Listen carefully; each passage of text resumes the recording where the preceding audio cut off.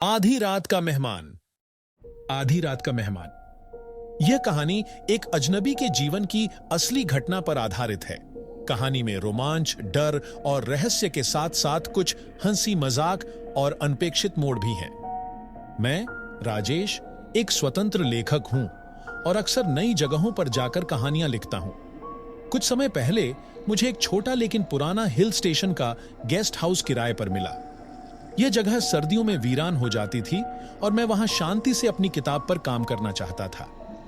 Guest house काफी खूबसूरत था, लेकिन अजीब बात यह थी कि आसपास के गांव वालों ने मुझे चेतावनी दी थी कि आधी रात के बाद बाहर मत निकलना। मैंने इसे मजाक समझकर अनसुना कर दिया। पहली रात मैंने अपनी बालकनी में बैठकर लिखना शुरू किया। ठंडी हवा, चांदनी रात और आसमान में तारे, माहौल बिल्कुल परफेक्ट था। लेकिन आधी रात के करीब मुझे ऐसा महसूस हुआ जैसे कोई मेरी खिड़की के पास से गुजरा हो। मैंने दरवाजा खोलकर बाहर झांका, लेकिन वहां कोई नहीं था। थोड़ा डर तो लगा, लेकिन मैंने सोचा कि शायद यह मेरा भ्रम होगा।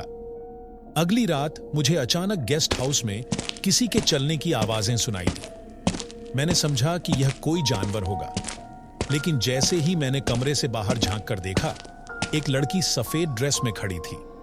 वह बेहद खूबसूरत थी, लेकिन उसकी आंखों में एक अजीब सी उदासी थी। आप कौन हैं? मैंने उससे पूछा।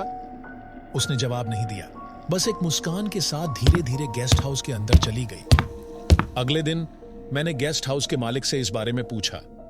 उन्होंने बताया कि यह लड़की कभी उनके गेस्ट हाउस में रुकी थी, लेकिन उसके साथ कुछ बुरा हुआ और वह गायब हो गई। उसके बाद से कई लोगों ने उसकी परछाई देखने की बात कही है। तीसरी रात मैं अपने कमरे में सोने की कोशिश कर रहा था, लेकिन महसूस किया जैसे कोई मेरे पास आकर बैठा हो। जब मैंने आंखें खोलीं तो वही लड़की मेरे सामने थी।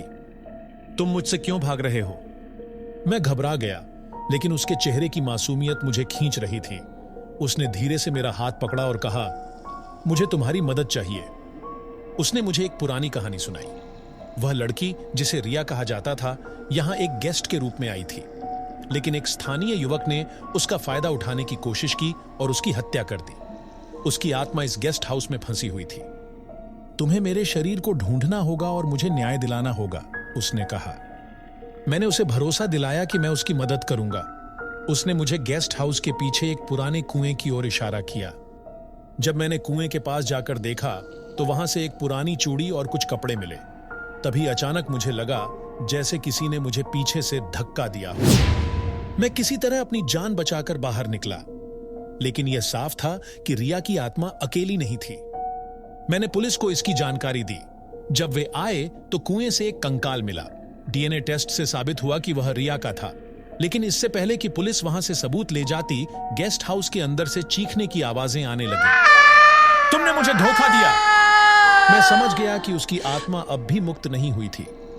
अगले दिन मैंने वह गेस्ट हाउस हमेशा के लिए छोड़ दिया, लेकिन आज भी जब मैं अकेला होता हूं तो कभी कभी रिया की आवाज सुनाई देती है।